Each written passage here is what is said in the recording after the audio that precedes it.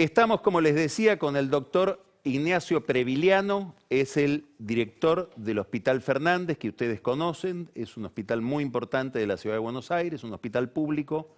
Ignacio, muy buenas noches y muchas gracias por estar en Odisea. Gracias, Carlos, por la invitación. Estoy muy honrado de esto. Te quería preguntar primero, desde la perspectiva de un terapista intensivo como sos vos, ¿qué significa esta pandemia? ¿Para qué te estás preparando? ¿Cómo funciona una unidad de terapia intensiva hoy frente a este riesgo?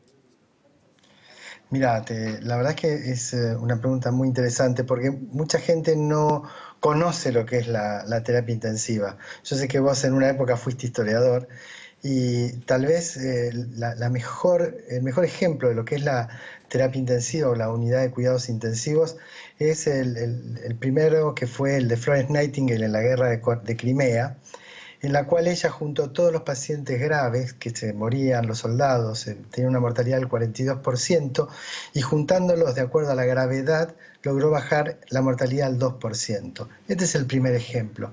Y después, lo que permite el desarrollo de las unidades de cuidados intensivos son justamente una epidemia, que es la epidemia de polio, que permite la ventilación artificial de los pacientes. En el año 1952 se crea el primer respirador volumétrico. Antes existía un respirador de pulmón que se llamaba pulmón de acero, Iron Lung, que era un respirador de presión positiva, de presión negativa, donde se ponía al paciente adentro y se extraía el aire y con eso se hinchaban los pulmones.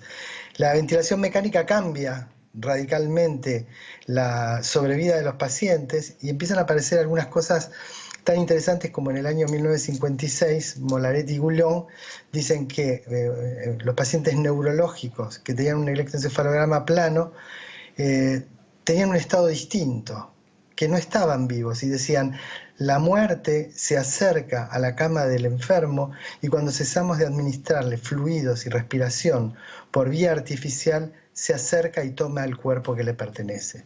Y esta fue la primera descripción que después sigue en Harvard de la muerte bajo criterios neurológicos. Es decir, que desde la vida y hasta la muerte, que permite luego la donación de órganos, los cuidados intensivos son fundamentales para mejorar la calidad de vida y la sobrevida de los pacientes. ¿Qué cosas te preocupan hoy en el hospital y para qué te estás preparando?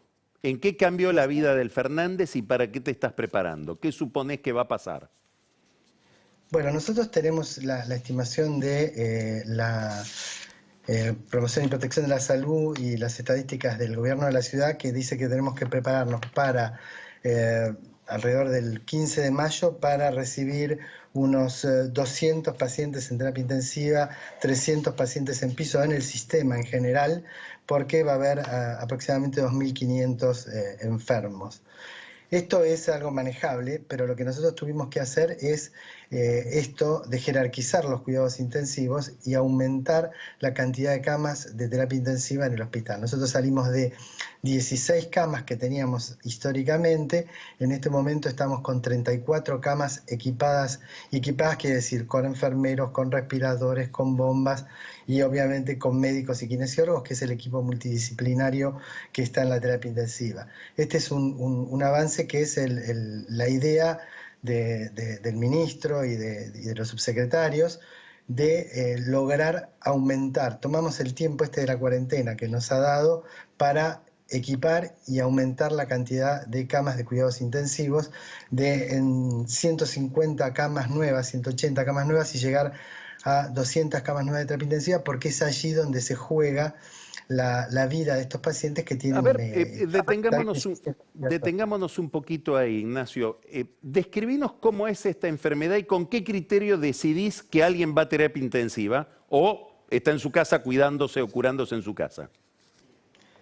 Bueno, hay distintos mecanismos de ver esta enfermedad. Hay este virus es un virus que entra por las mucosas, pero es un virus que viaja por los nervios. Entonces, fíjate vos que uno de los primeros signos, que está casi en el 60, entre el 40 y el 60% de los pacientes, es la falta de olfato y la falta de gusto.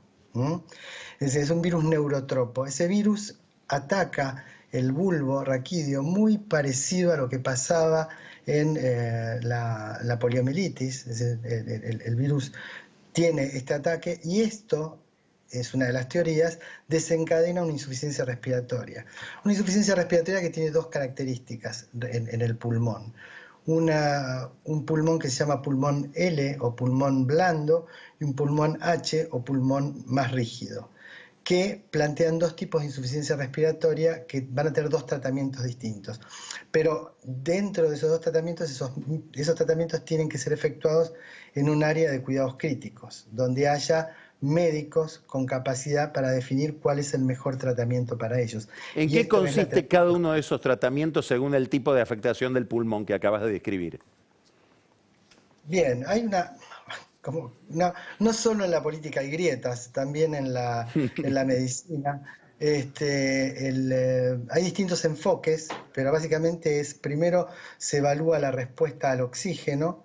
Si el paciente mejora con oxígeno, va hacia un camino, y si no mejora con el oxígeno, hay que dormirlo, relajarlo, ponerle un tubo en la tráquea y conectarlo a un respirador artificial.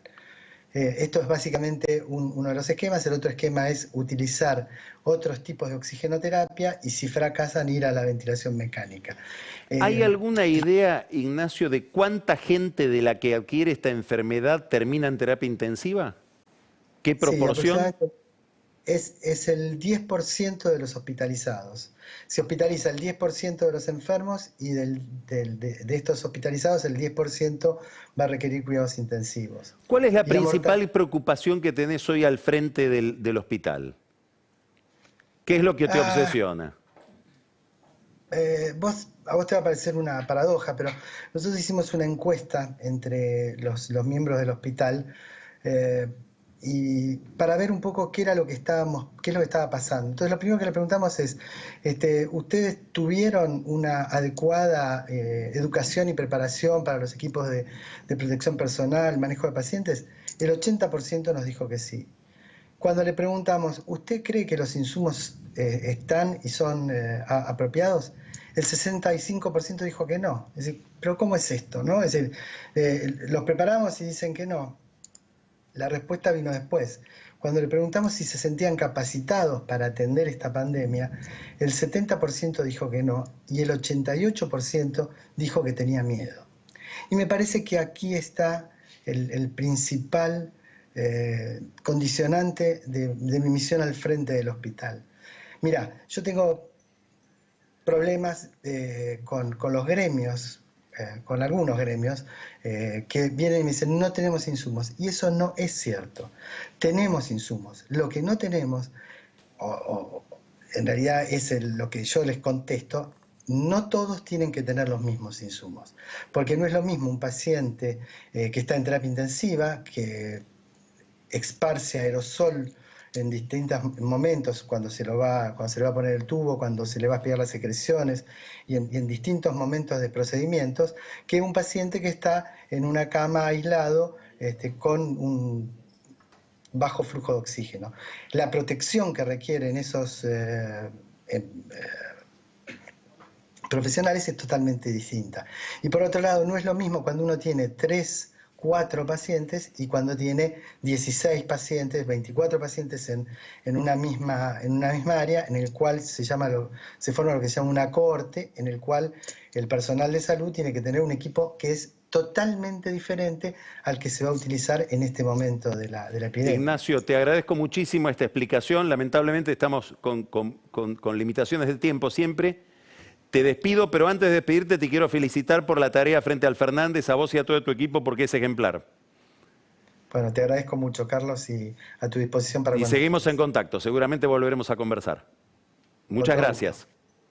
No, gracias a vos, hasta luego. Vamos a un corte y enseguida Marcos Buscaglia para hablar del trance económico que nos tiene tan inquietos, tanto como la pandemia. Ya volvemos.